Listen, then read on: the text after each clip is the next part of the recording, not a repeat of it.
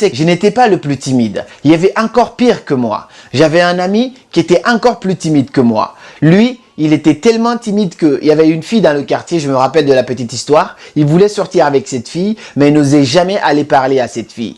Et puis un jour, mes amis, ils ont tout arrangé. Ils ont parlé à la fille. Ils ont dit, ouais, lui, il t'aime beaucoup. Ils ont tout préparé. Ce que lui, il avait à faire, c'est de juste venir et dire, oui, c'est vrai ce qu'on a dit.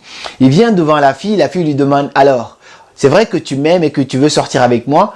Il avait tellement peur qu'il a dit à la fille, mais quoi? Qui t'a dit ça? Mais c'est pas vrai, c'est des conneries. C'est faux. Après, il s'est barré. Donc en gros, grâce à sa timidité, il a raté l'opportunité de pouvoir sortir avec la fille qui lui faisait rêver, avec la fille pour laquelle il n'arrivait même plus à trouver le sommeil. Ça, ce sont des conséquences de la timidité. Alors la timidité, ça ressemble beaucoup au manque de confiance en soi. Alors dans cette vidéo, je vais te partager 7 clés qui vont t'aider à sortir de la timidité. Eh bien, si tu es pressé, je te demanderai de partir et puis de revenir plus tard quand tu auras plus de temps, parce que cette vidéo, on va prendre notre temps pour expliquer en profondeur comment sortir de sa timidité de façon très simple. Tu vas voir que ce n'est pas assez compliqué si tu te mets à la tâche, et cette vidéo pourra peut-être te faire gagner beaucoup d'années en avance et pratiquement changer ta vie. Avant de te livrer ces clés, si tu n'es pas encore abonné, en tout cas si ce n'est pas encore fait, je t'invite à t'abonner à cette chaîne, parce que ici, je partage une vidéo chaque semaine où je te partage des clés sur le développement personnel, l'entrepreneuriat, les relations amoureuses et plein d'autres sujets pour nous aider à devenir cette meilleure version de nous-mêmes. Et si tu es encore plus gentil, tu me laisses un pouce bleu pour me faire comprendre que tu adores mes vidéos. La première clé que je vais partager avec toi, si tu veux sortir de cette timidité, ne plus avoir peur d'aller parler à ces hommes ou à ces femmes qui vous plaisent, ne plus avoir peur de faire ces rencontres qui vous intéressent, c'est de changer vos croyances. Parce qu'en fait, quand tu es timide, qu'est-ce qui se passe dans ta tête? Tu penses que tu n'es pas assez important. Et comme le dit Les Brown, if you want to change your life, you have to change your mindset. If you want to become successful in life, young man, he said, number one, you got to change your mindset.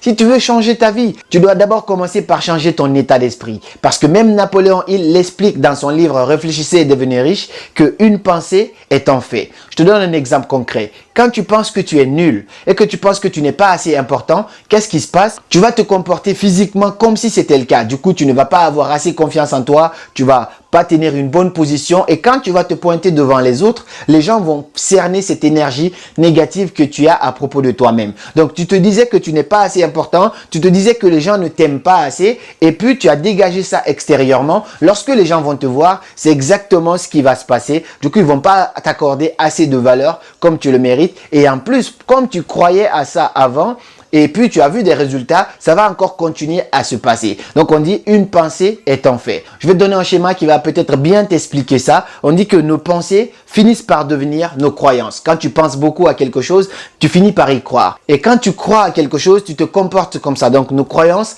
deviennent nos comportements. Et notre comportement devient notre attitude. Donc en gros, on se comporte comme ça et ça devient comme une routine. Et lorsqu'on a une attitude face à quelque chose, les résultats qui viennent en fonction de cette attitude-là. Comme je t'ai dit, tu penses que tu es nul, tu vas te tenir comme ça, tu vas pas te tenir droit, et quand tu viens en soirée, tu te mets à l'écart, et les gens vont voir ça, ils vont remarquer ça, et ils vont te laisser aussi dans ton coin. Et quand ça va se passer, tu vas te dire, ah tiens, je me disais que les gens ne m'aimaient pas, et voici la preuve. Donc quand tu penses à quelque chose, tu vois le résultat. Donc au contraire, au lieu de penser des choses négatives à propos de toi-même, commence à penser positivement. Ça va dégager une énergie positive, et quand tu vas rencontrer les gens, cette énergie, elle est contagieuse, ça va se cerner, et les gens vont t'accorder assez de valeur et assez d'importance, et en même temps ça va continuer à tourner comme étant un cercle vertueux. Du coup, tu vas sortir du cercle vicieux où tu te sentais pas important et venir dans un cercle vertueux où tu te sens encore plus important. Donc une pensée est un fait. N'oublie pas cela. Commence par changer tes croyances envers toi-même,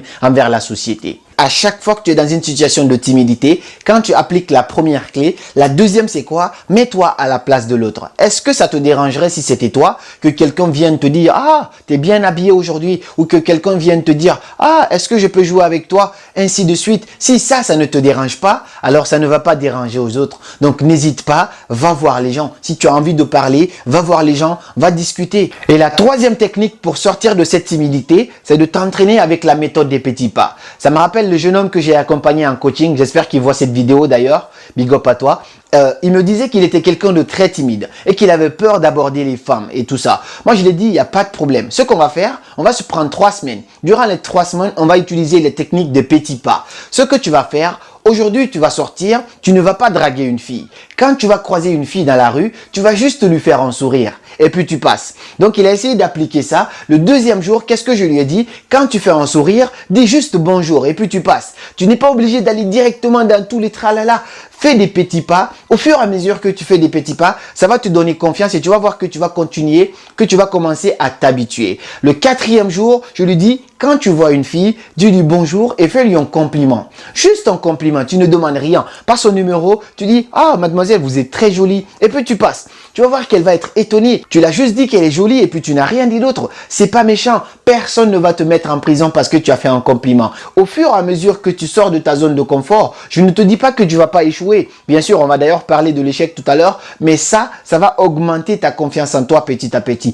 Tu as réussi un défi, alors aujourd'hui, tu as des chances aussi de réussir un autre. En tout cas, ça va te donner confiance à aller de l'avant. Donc, si tu es timide, commence petit à petit. Qu'est-ce qui te bloque aujourd'hui? Si par exemple, c'est aller parler aux gens lors d'une soirée, commence par des petites actions. Dis-toi, qu'est-ce que je peux faire aujourd'hui de petit, mais qui va m'aider à avancer vers mon développement personnel. Quatrième clé pour sortir de cette timidité, c'est de peser les avantages et les inconvénients. À chaque fois que tu es dans une situation de timidité, demande-toi si tu y vas, qu'est-ce que tu perds ou qu'est-ce que tu gagnes. Prenons une situation d'un mec qui voit la femme de ses rêves passer devant lui, mais il a peur d'aller parler à cette femme.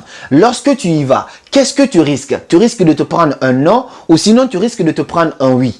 D'accord? Mais si tu n'y vas pas, tu te prends quoi carrément? Tu te prends un non. C'est-à-dire que c'est un non qui est définitif, qu'on t'a même pas dit, que tu n'as même pas eu besoin d'aller chercher. C'est un non. Parce que si tu n'essayes pas, je peux te garantir que tu auras échoué. Mais si tu essayes, je ne vais pas te garantir si tu vas échouer ou si tu vas réussir. Parce que il y a des probabilités en fait. Donc pèse toujours le pour et le contre. Pèse les avantages que tu as à gagner en partant et ce que tu as à perdre. Qu'est-ce que tu as à perdre si tu vas voir une fille et lui dire que tu l'aimes? Qu'est-ce que tu as à perdre si tu vas demander à un monsieur de faire une collaboration avec la personne? Qu'est-ce que tu as à perdre si tu vois des gens en soirée et leur dire est-ce que je peux jouer avec